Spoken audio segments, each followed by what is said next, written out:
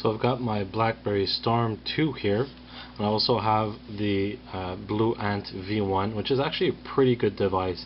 I like it because it has a lot of internal voice commands, so a lot of time your phone will come with internal voice recognition.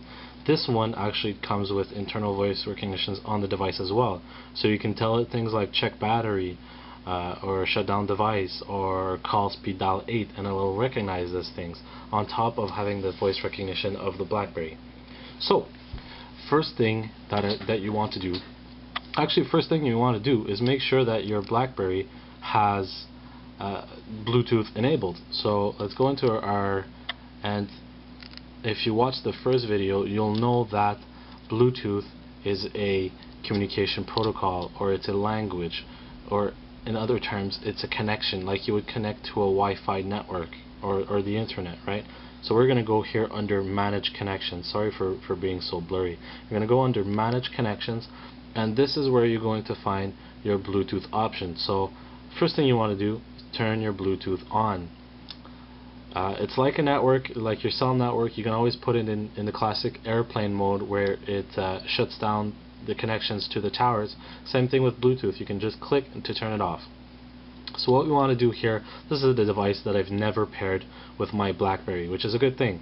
So what we want to do is you've got a couple of options. Bluetooth options is for after you've paired up your device. What we want to do here is set up Bluetooth. So we're going to click on setup, and it's going to ask us add device, search for a device, or listen for a device to find me. So if you watched the first video, you'll know that there's a pairing that has to happen between both devices.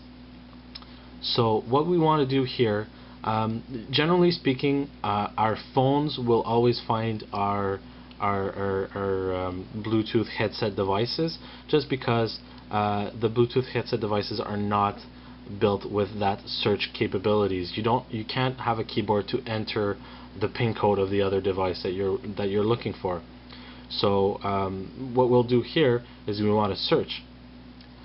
But before that, we got to make sure that our headset is listening for any incoming connection.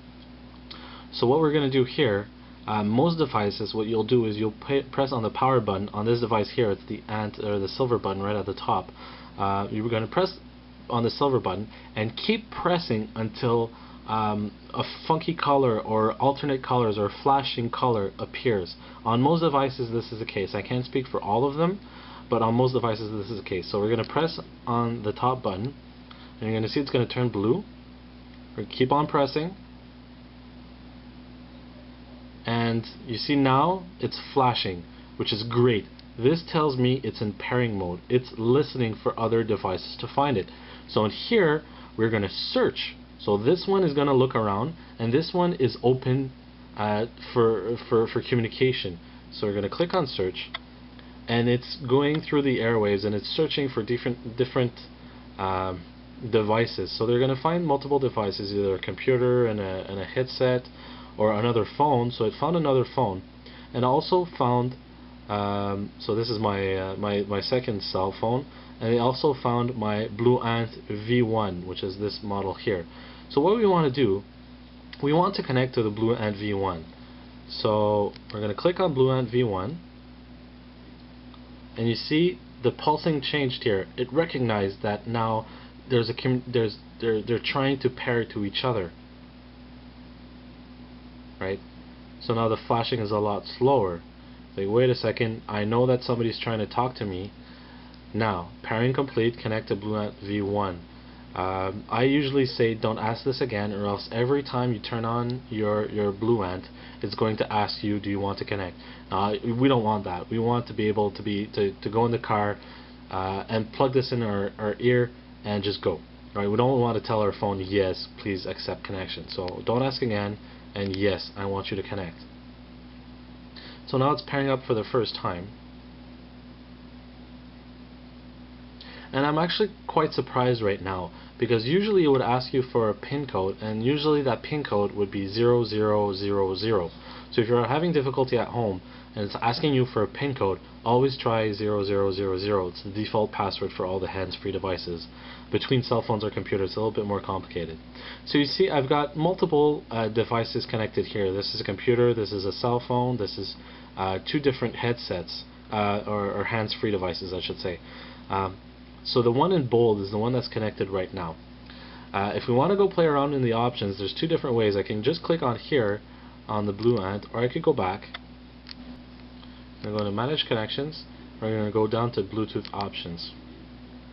Alright, so actually it brings us back to here. I'm going to click on blue ant v1, and we're going to go device properties. Okay, so this allows us to see exactly what the device can do. So is it trusted? Yes. This is the check mark that we just put in. Do you want to connect every time this device is in range? Yes.